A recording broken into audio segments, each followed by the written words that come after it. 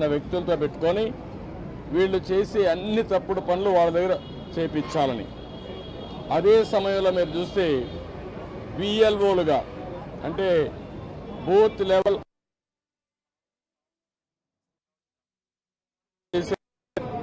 ఎక్కడ కూడా ఒక్క మిస్టేక్ కూడా ఉండేది కాదు. That is their duty. దానిపైన చాలా స్పష్టంగా ఆదేశాలు కూడా ఉన్నాయి. ఎవరన్నా కానీ డ్యూటీ స్పష్టంగా చేయలేకపోతే వాళ్ళని యాక్షన్ తీసుకోవడం, ఇంక్రిమెంట్స్ కట్ చేయడం, ఉద్యోగాలు తీసేయడం అన్నీ ఉంటాయని భయపడిపోయేవాళ్ళు. ఈరోజు ఎవరు చేస్తున్నారంటే కడాన మహిళా పోలీస్ 2600 మంది బిఎల్ఓని మహిళా పోలీసులు పెట్టేశారు.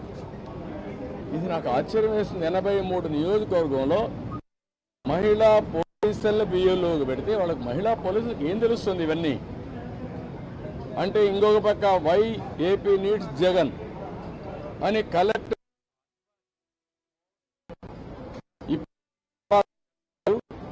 రాతి యుగానికి వస్తున్నారు. ఇవన్నీ మేము ఎక్స్ప్లెయిన్ చేసిన తర్వాత వారికి మా మీద కానీ జనసేన మీద కానీ దగ్గర 6000 నుంచి 7000 కేసులు మా మీద, జనసేన మీద కానీ దగ్గర 6000 నుంచి 7000 కేసులు మా మీద పెట్టారు. ఒక్క పుంగనూరులో కేసులో 250 మంది పెట్టారు. 200 మంది పైన జైలు పోయి వచ్చారు. ఇప్పుడు బైండ్ ఓవర్ కేసులు పెడుతున్నారు. అంటే నీ మీద కేసు ఉంది, పోలీసు వాళ్ళు నోటీస్ ఇస్తారు, ఎంఆర్ఓ దగ్గర సరెండర్ కావాలి అంటే మళ్ళీ బెదిరించడం. ఎలక్షన్లో ఎవరిని పని చేయనీయకుండా నిర్వీర్యం చేయడానికి, లేకపోతే మళ్ళా వాళ్ళని అరెస్ట్ చేయడానికి ప్రయత్నం చేసే పరిస్థితి వచ్చారు. ఇది జరిగితే ప్రజాస్వామ్యం ఇంక కూని అయిపోయినట్టే. There is no democracy. నేను ఆ విషయం చెప్పాను. మొన్న తెలంగాణ ఎలక్షన్లో 1 డేలో ఎలక్షన్ జరిగిందా లేదా అనే తెలియని విధంగా జరిగింది. అంత స్మూత్గా జరిగింది, ప్రాసెస్ కూడా పర్ఫెక్ట్గా జరిగింది.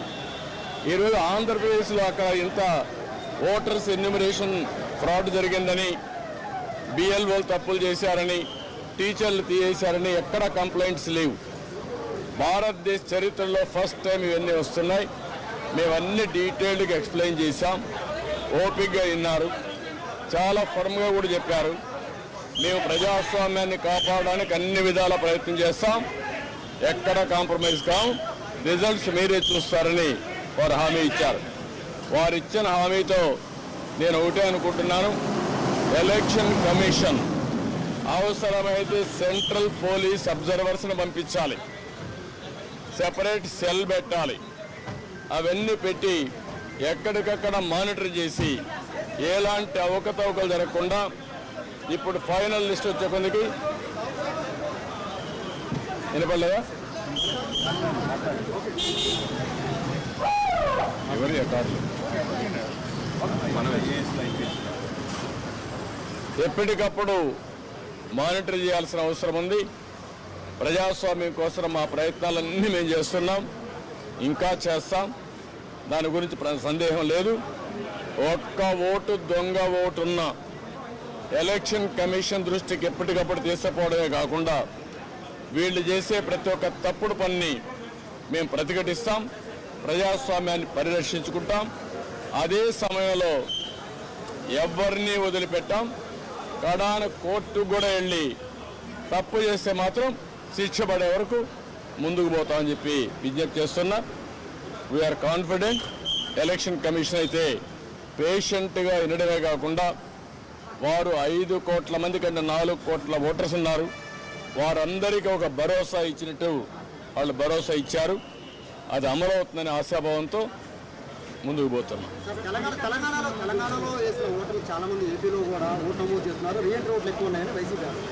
నేనేమంటానంటే, మీరు ఇన్న ఆరోపణ చేయండి. వాడు ఓటేసినప్పుడు వాళ్ళకి నోటీస్ ఇచ్చి పర్ఫెక్ట్గా చేయాలి తప్ప మీరెవరు డిలీట్ చేయడానికి? ఎలక్షన్ కమిషన్ చేయాల్సిన పని, ఎలక్షన్ ఆఫీసర్లు చేయాల్సిన పని నువ్వెవరు చేయడానికి?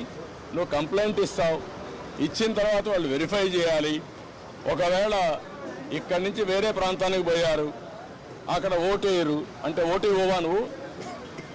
అమెరికాకి వెళ్ళారు, అమెరికా నుంచి వచ్చి ఓటేస్తారు. వాడి యొక్క జన్మభూమి పైన, ఈ రాష్ట్రం పైన వాళ్ళకుంటే ప్రేమ. ఈ రాష్ట్రంలో పుట్టిన వాళ్ళు. అంతేగాని నువ్వు కర్ణాటకకు పోయావు, నువ్వు ఓటేయడానికి వీల్లేదు, నువ్వు ఉపాధి కల్పిస్తే ఇక్కడే ఉంటారు, అవకాశాలు కల్పిస్తే ఇక్కడే ఉండేవాళ్ళు. ఎందుకు పోయారు? అవకాశాలు లేకుండా పోయారు. అలాంటి వాళ్ళకి మేము ఓటు ఇవ్వమంటే కరెక్ట్ కాదు. అది వెరిఫై చేసుకోవాలి. అక్కడ వేయకుండా ఇక్కడ వేస్తే ఎలాంటి తప్పులు.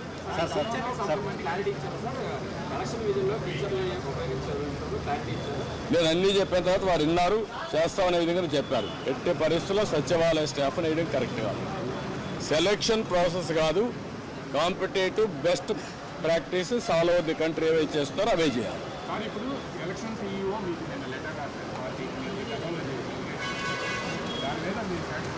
లేదు, దాని మీద కూడా మేము చెప్పాం. నిన్నే పంపించారు, మేము వెరిఫై చేసుకున్నా మళ్ళీ మీ దృష్టి తీసుకొస్తామని చెప్పి.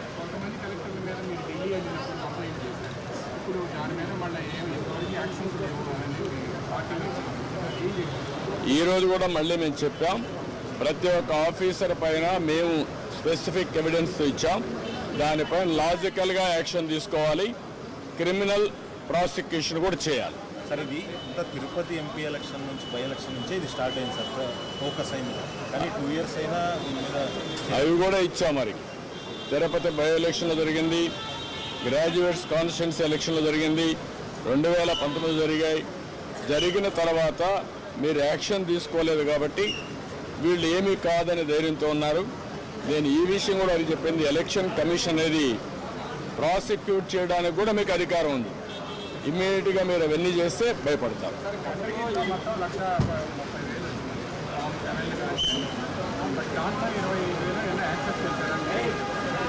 మిగతా వాటికి సంబంధించి ఈ రోజు వరకు యాక్షన్ లేదు అని చెప్పి అక్కడ నాని వాళ్ళు దాని మీద ఆ విషయం కూడా వారికి చెప్పాను.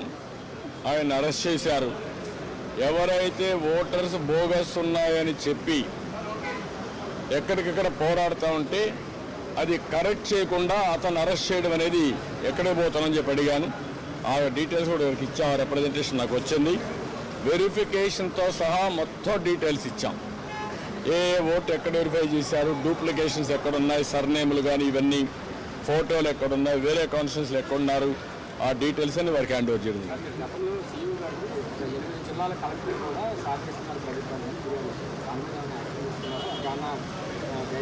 వారు చెప్పింది ఏంటంటే, మేము ఇంతవరకు కొన్ని యాక్షన్స్ తీసుకున్నాం, మళ్ళీ మీకు కమ్యూనికేట్ చేశాం. మళ్ళీ మీకు ఏదైనా గ్రీవెన్స్ ఉంటే మేము చెప్పాము, మళ్ళీ ఎప్పుడెప్పుడు చెప్తామంటే నిన్న ఇచ్చారు కాబట్టి మీరు చూసి చెప్పన్నారు. డెఫినెట్గా మళ్ళీ కంప్లైంట్ చేస్తాను. నేను ఒకటే చెప్పాను, ఆల్ ఆఫీసర్స్ బెదిరింపులు, భయభ్రాంతులు చేస్తున్నారు. ఒక చీఫ్ సెక్రటరీ ర్యాంక్ ఆఫీసరే ఎలక్షన్ కమిషనర్గా ఉంటే కేంద్ర ప్రభుత్వాన్ని ప్రొటెక్షన్ అడిగే పరిస్థితికి వచ్చాడు. అదే ఎగ్జాంపుల్ మరి చెప్పాను. ఇప్పుడు ప్రతి ఒక్క ఆఫీసర్ మీద, అది కలెక్టర్ కావచ్చు, ఎస్పీ కావచ్చు, కింద ఆఫీసర్లు కావచ్చు, బెదిరించడం, బ్లాక్మెయిల్ చేయడం, ఒకవేళ కానీ వినకపోతే కేసులు పెట్టడం, అరెస్ట్ చేస్తాం, థ్రెటన్ చేయడం, ఇవే జరుగుతున్నాయి. ఇలాంటి జరిగినప్పుడు మీరు ఫర్మ్గా ఉంటే తప్ప ఇక్కడ ఫెయిర్ ఎలక్షన్ జరగవని చాలా స్పష్టంగా చెప్పారు. అంటే చర్యలు తీసుకోవడానికి ఉంది, అసలు మీకు తీసుకునే అవకాశం ఉందంటారా? అంటే మీరు ఒకటి గుర్తుపెట్టుకోవాలి, ఎలక్షన్లో 2 నెలలే ఉంది. ఎలక్షన్ ప్రాసెస్ స్టార్ట్ అయిపోయింది, ఎన్యూమరేషన్ అయిపోయింది, ఓటర్స్ వెరిఫికేషన్ అయిపోయింది. ఆ డేట్ కూడా ఈ నెల 24వ తారీఖు డేట్ కూడా ఇచ్చేశారు. ఇవన్నీ అయినాయి. కానీ ఫర్మ్గా ప్రతి ఒక్కటి ఎలక్షన్ కమిషన్ కానీ అనుకోకపోతే ఇంకా స్లిప్ అయ్యే అవకాశం ఉంటుంది. టైం ఇంకా మీకు తిరిగి రాదు. Election day is decided, polling day is decided, counting day కూడా డిసైడ్ అయిపోతుంది 2-3 రోజుల్లో. అది కాదు ఇక్కడ ఇష్యూ. వీళ్ళెంత ఫర్మ్గా ఇప్పుడు ఇంతవరకు చేసిన ప్రాసెస్ ఎట్లుందో చూడడానికి వచ్చారు. ప్రిపేర్డ్నెస్, ఆ ప్రిపేర్డ్నెస్లో ఏం చేయబోతున్నారో, ఏం జరిగిందో అన్నీ మేము మా యొక్క అబ్జర్వేషన్స్ కానీ, మాకుండే బాధలు కానీ, ఇక్కడ జరిగిన విషయాలు కానీ చాలా స్పష్టంగా వారికి ఎక్స్ప్లెయిన్ చేశాం. Now it is the duty of the election commission to conduct free and fair pole. నేను అది కూడా చెప్పాను. ఒకప్పుడు ఎలక్షన్ కమిషన్ లేనప్పుడు కూడా నేను ఎన్నికల్లో పోటీ చేశాను. తర్వాత ఎలక్షన్ కమిషన్లు రాజ్యాంగబద్ధంగా వచ్చాయి. అప్పుడు కూడా ఇంత ఘోరాలు